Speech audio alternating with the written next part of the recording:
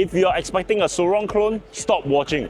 The guys who brought the Daytona have brought you the next generation of electric dirt bikes. This is the first dual sport electric bike that can adjust your seat height. You can adjust it from 900 to 840, all in the same frame. This is the 840, same frame. This is the first e-motor right out of the gate that comes with a foot brake and there's a handbrake as well. So this is the first bike under 7 grand that comes with full plastics. Hey guys, I'm here at the Hooga booth with Melvin here, and we're going to hear all about the Hooga products. So what do we have going on? What are you the most excited about, and what can it do? Anything Hooga is all aggressive, like aggressive riding. This is what it's about. So first one, that was the major launch of last year, the Hooga Daytona. It splashed the entire industry. Great price point, great specs out of the box, legit top speed out of the box, 70 miles per hour. Everything that you want on an electric scooter has been refined and refined over again. This is the scooter to get.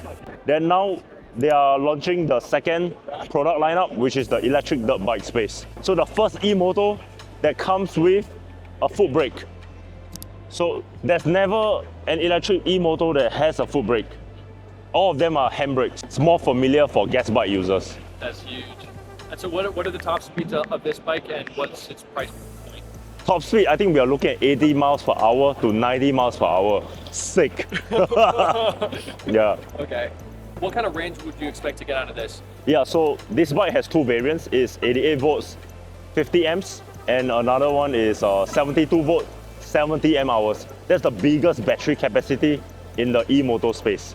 So we are looking at easily around 70 miles to 100 miles of range. Oh my word. Yep. Do we know the current price point for this, or is it still up in the air? We are shooting for under 7 grand for both variants. Oh, it's sick. That's going to be an absolute monster. It's almost the same price as Ultra B, but you're getting a stuck performance. Something special about this bike is also that it has a longer wheelbase. Okay. So the longer wheelbase allows customers to ride both off-road and on-road.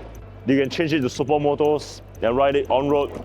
The longer wheelbase still feels stable, and go off-roading, just use off-road tires. Not only that, this is the first frame that you can change the seat height from 830mm height to 900mm height without changing the frame. Whoa. So you can change the seat height easily. And the charging port will come up from the gas tank. Okay. Wow. We haven't installed a charging port yet, but this is where it's going to come out from. So what kind of top speeds are we expecting out of this? This one, the lower battery variant, you should at least get 70 miles per hour still. Okay. Yeah. Do you happen to have 0 to 60s, or do you Numbers? 0 to 30s, anything like that? We don't have it yet. Okay. But I'm sure it's super fast. Yeah. Dang, dude. Yeah, and this one, the Roadrunner SE. So this is the best seated electric scooter. Right now, everything in the market is like cramped, so you're riding like that. But this is the first one that is easier to ride, no matter your height. The center of gravity is easier, geometry is good. So even if you're a tall rider, it looks normal, it looks cool. Yep. Dang it. You said big box stores. Where can we expect to see this?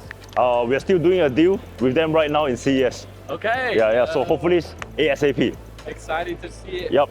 Dang, well, Melvin, as always, great Thank to you, see sir. Still Thank looking you. massive.